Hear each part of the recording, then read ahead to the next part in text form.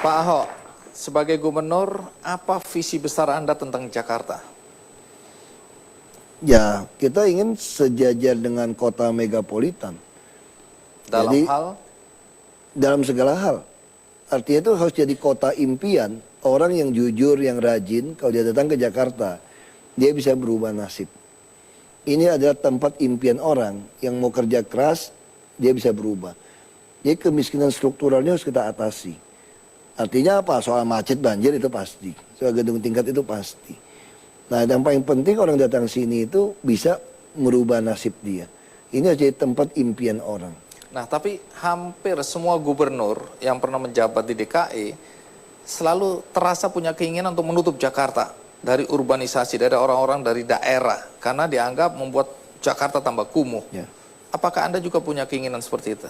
Nah, saya kemarin pernah ketemu Ibu Enawi Tural, beliau nyalamin saya, katanya baru kali ini, saya udah 20 tahun nunggu katanya, baru kali ini ada pimpinan DKI yang mengatakan silakan mau datang ke Jakarta, Jakarta tidak tertutup. Nah, kenapa saya katakan seperti itu? Sekarang kita ambil contoh, kenapa kita menghabiskan uang promosi untuk turis? Turis juga datang kan? Terus kenapa kita menghabiskan uang banyak promosi mahasiswa kuliah di Jakarta? Makanya kebijakan kita mendorong pabrik-pabrik itu keluar dari Jakarta. Lalu apa insentif orang yang punya tanah-tanah pabrik, peruntukan pabrik? Kalau Anda peruntukannya pabrik, nilainya kan nggak bisa bikin apartemen, nggak bisa bikin hotel.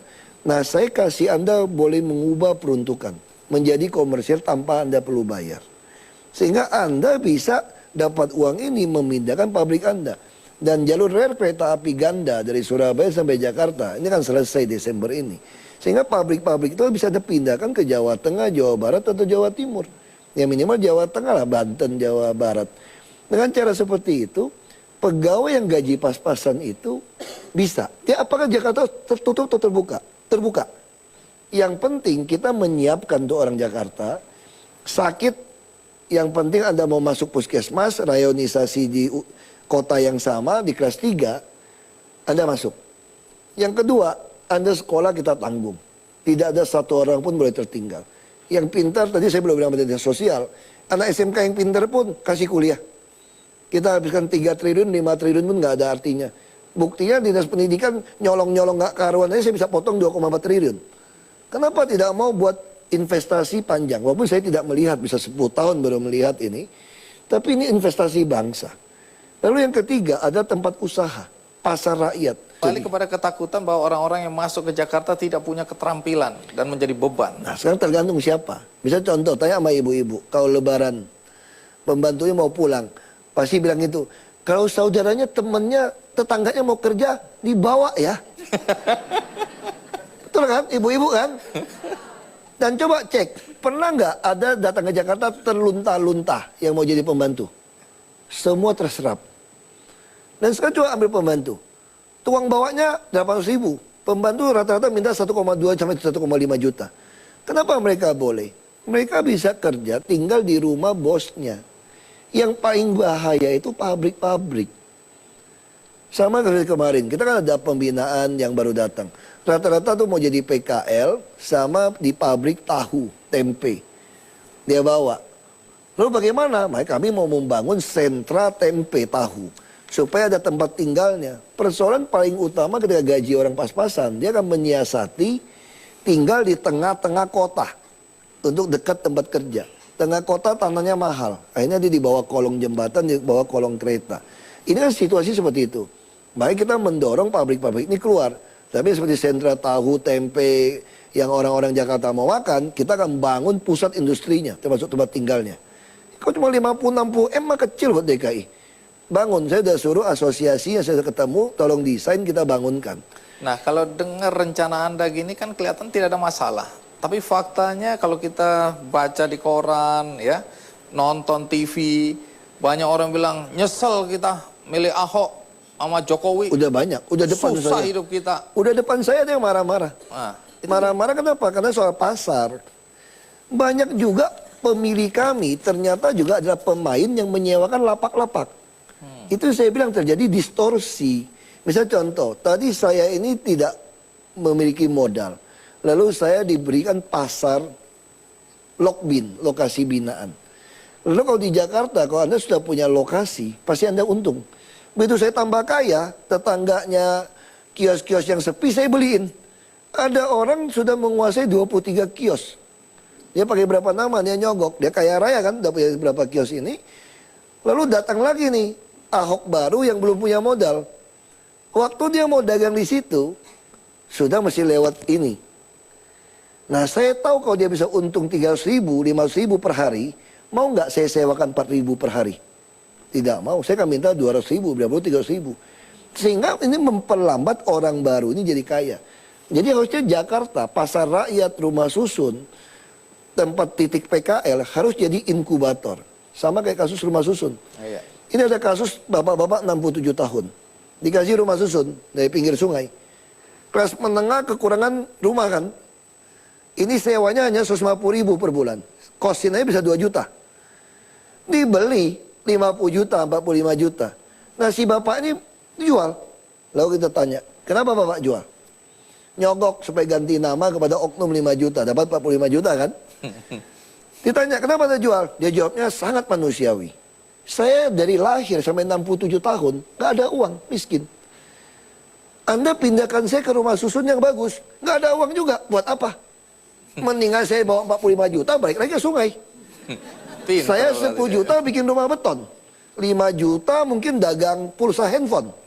30 juta, ya carilah anak gadis mana mau kawin lagi sama gua kan lumayan. Itu manusiawi. Jadi harus tepat gitu loh. Menarik ini soal kawin lagi. Saya dengar Anda ini termasuk suami takut istri. Tapi sebelum dijawab, kita rehat sejenak, ikuti terus Ki Candy.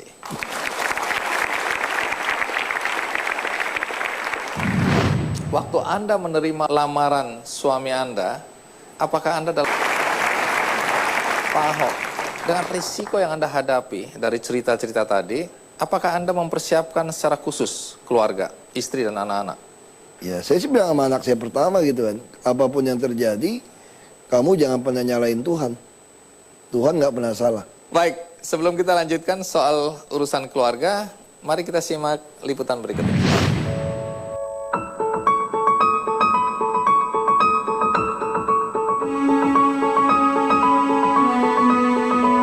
Saya Ahok, saya lahir di Belitung Timur, orang kenal sebagai kampungnya Laskar Pelangi. Ya, dari kecil di rumah itu orang kalau nggak sekolah, nggak bisa belajar atau mau buat rumah atau pengen minta tolong bantuan beras atau sakit pasti datang cari bapak saya. Nomor urutan 1 yang paling mulia pekerjaan itu adalah jadi pejabat sebetulnya. Karena kamu menentukan nasib orang. Nah situlah saya mulai bergabung dengan partai politik. Di dunia politik, Ahok pernah menjabat sebagai Bupati Belitung Timur. Dan di pemilu DKI Jakarta, ia memenangkan sebagai Wakil Gubernur DKI Jakarta periode 2012 hingga 2017. Di balik kiprahnya di bidang politik, tentu tak lepas dari dukungan keluarga dan istri tercinta, Veronica Tan. Pria yang baik, iya. Bertanggung jawab, pasti iya. Romantis, enggak. Kalau saya melihat sekarang, Bapak itu benar-benar konsentrasinya benar-benar bagaimana bisa membuat rakyat itu, terutama orang-orang miskin itu bisa mendapat tempat yang layak. Maunya buru-buru gitu. Kalau pesan dari sisi saya tentu saya lebih ke arah saya suka ngobrolin ke Bapak untuk jaga kesehatan. Walau kini keduanya memiliki segudang kesibukan, mereka selalu berusaha meluangkan waktu untuk anak-anaknya di akhir pekan. Bagi mereka, keluarga adalah segalanya.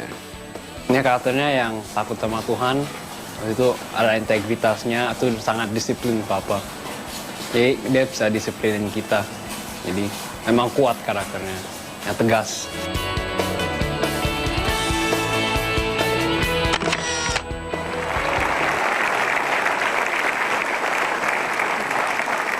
Anda tidak romantis, tapi katanya pernah satu hari di ulang tahun istri Anda nge-tweet, "Selamat ulang tahun istriku tercinta, Vero."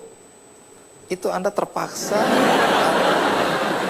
Siapa yang maksa-maksa Anda sebenarnya? Nggak ada yang maksa. Oh, itu inisiatif. Ada yang ngajarin. Nah, Anda termasuk istri katanya. Ikatan suami takut istri, betul? Itu menurut pengakuan istri. Kalau Anda rasakan sendiri? Saya rasa sih saya nggak takut sebetulnya. Oke. Tapi orang melihat Anda takut. Ya kan sayang sama takut kan tipis. Biasanya suami-suami yang galak di kantor, itu memang takut sama istri. Itu kompensasi dari dimarahin istri di rumah, dia marah-marah sama orang di kantor.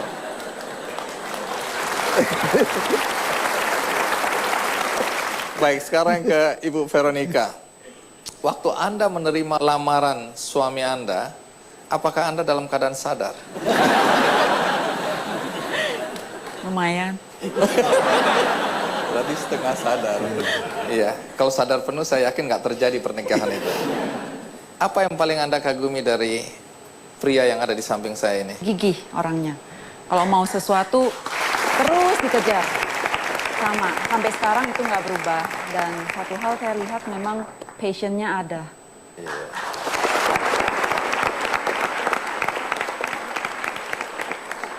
Apa yang paling tidak Anda sukai dari Pak Ahok?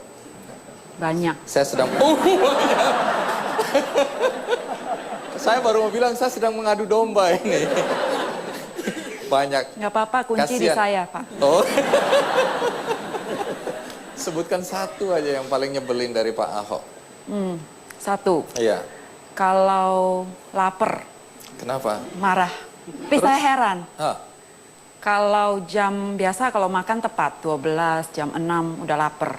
Tapi yang saya selidiki, setiap kali kalau udah bicara sama orang, apalagi sesuatu hobi, saya lihat jam 7 juga nggak lapar-lapar. Lain kali panggil teman-temannya gantian aja, nggak usah makan. Nggak tahu, jam 4 habis makan pempek masalahnya. Terima kasih Ibu Veronica ya. Dan saat ini di tangan saya ada sebuah buku bagus sekali dan cocok dengan acara kali ini atau topik kali ini, Let's Change. Penulisnya adalah Renald Kasali yang sudah ada bersama kita. Nah, kali ini saya ingin tahu dari Pak Renald berkaitan dengan Pak Ahok. Karena semua orang bilang Pak Ahok dan Pak Jokowi melakukan perubahan gaya kepemimpinan di Jakarta. Dan Anda adalah orang yang selalu ingin agar terjadi perubahan. Pertama tentu boleh tahu, komentar Anda tentang apa yang dilakukan Pak Jokowi dan Pak Ahok di Jakarta. Ya, saya kira keduanya ini adalah figur perubahan. Ketika sebagian orang mengucapkan perubahan sebagai suatu slogan, mereka melaksanakannya. Dan ketika mereka melaksanakannya, kita semua terkejut sebetulnya. Termasuk saya pernah mengkritik, saya kira Pak Ahok tahu itu. Saya katakan Ahok jangan membelah batu. Kalau membelah batu itu ada serpihan. Ibaratnya kalau kita bicara di pintu air fluid, itu mati di situ, mau dibuka pintunya tidak bisa, pilihannya ada dua. Adalah dikasih minyak, sehingga ini bisa dibuka, atau dikampak sekalian, sehingga langsunglah terbuka di sana. Dan Ahok mengambil cara adalah dengan membelah batu itu, dikampak. Ya. Semula kita semua terkejut, karena figurnya macam-macam, ini memang perubahan asli 100%. Dari segi etnik, agama, yang tadi sudah kita bahas, termasuk juga pemimpin yang tidak ada sembunyi-sembunyinya.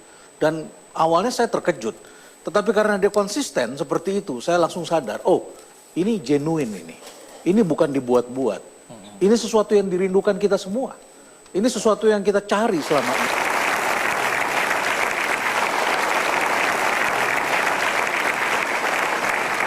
Apa pesan yang paling kuat yang Anda ingin sampaikan melalui buku ini? Masyarakat kita ini sekarang mempunyai satu fobia baru, neofobia. Neofobia itu adalah takut terhadap pembaharuan. Begitu menghadapi hal baru, berontak. Kurikulum baru berontak. Padahal bicaranya kurikulum lama beban terlalu besar. Dia sudah diringankan, dibikin lebih baik, ribut lagi. Ya. BBM mau dibikin supaya lebih baik keadaannya, supaya orang kaya jangan terlalu menikmati berlebihan, ribut lagi semuanya. Kita semua fobia terhadap hal-hal baru. Padahal hal baru ini penting. Saya kira yang pertama saya ingin ajarkan kepada masyarakat adalah rubah cara berpikir, jangan takut terhadap hal-hal baru. Karena hal baru inilah yang menyelamatkan hidup kita. Yang kedua, mari kita berubah bersama-sama. Jangan hanya serahkan itu perubahan pada pemimpin saja. Tapi kita semua harus sama-sama melakukan perubahan. Jadi jangan hanya menuntut, tetapi juga jalankan perubahan itu. Iya. Terima kasih Pak Renald. Dan Pak Ahok, kalau dari Anda sendiri apa nilai-nilai yang sebaiknya ada pada seorang pemimpin? Dia harus mengerti betul seorang pemimpin tidak boleh terima suap. Kedua, dia taat kepada konstitusi, bukan konstituen. Yang ketiga, dia nggak pernah takut mati untuk berkorban untuk kepentingan orang banyak. Saya kira nilai ini harus kita punya.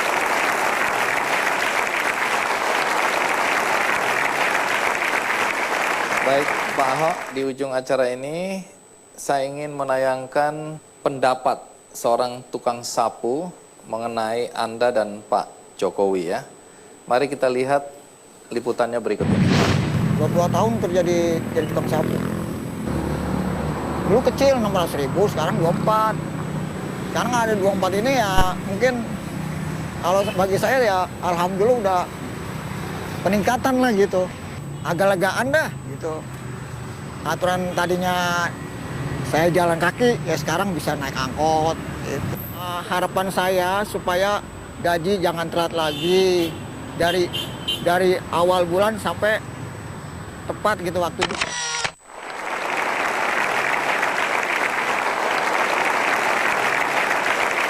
Jadi kisah Pak Muhammad Yakub ini kami baca di salah satu surat kabar.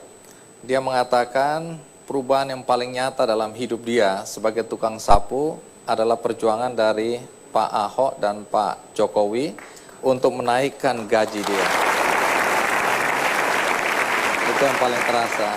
Karena itu terakhir saya dengar ketika Pak Jokowi terpilih menjadi presiden, Pak Ahok naik jadi gubernur, dia dan istrinya menangis terharu bahagia.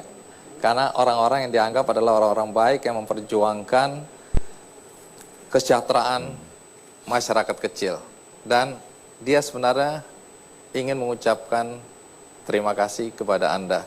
Untuk itu kita panggil Pak Muhammad Yakub. Iya. Pak Muhammad Yakub sini. Sekarang ketemu Pak Ahok apa? Alhamdulillah saya baru kali ini saya ketemu Pak Ahok. Selama ini emang lihat di TV-TV doang, tapi sekarang udah ketemu ya. Alhamdulillah ketemu. menurut Pak Yakub ganteng nggak ya? Ganteng. Pak Yakub, apa benar Anda merasa bahwa dengan adanya Pak Ahok dan Pak Jokowi memimpin Jakarta, Anda hidupnya berubah? Alhamdulillah saya berubah Pak. Dulunya gaji saya cuma 600.000. Sekarang? Sekarang udah UMR 24.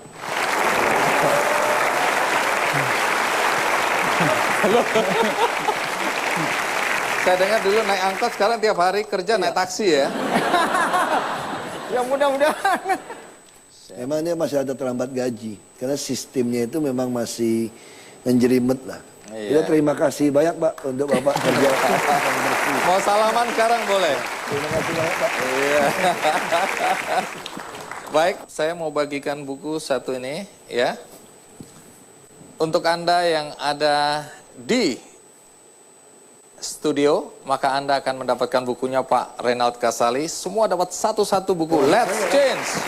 Bagi Anda yang nonton di rumah, Anda juga bisa mendapatkan buku ini melalui undian di website kickandy.com. Dan sebelum kita akhiri acara ini, maka saya ingin memberikan kenang-kenangan untuk Pak Ahok berupa karikatur khas Kick Andy. Sini Pak Yakub. Ya, jangan lihat. Ini akan saya persembahkan untuk Pak Ahok. Nah, bagaimana Pak Ahok punya tugas untuk memberantas tikus-tikus di Jakarta. Baik, Pak Ahok, terima kasih banyak sudah hadir di acara Kick Andy. Bagus ini. Terima kasih juga Pak Yakub sudah mau datang ke sini ya.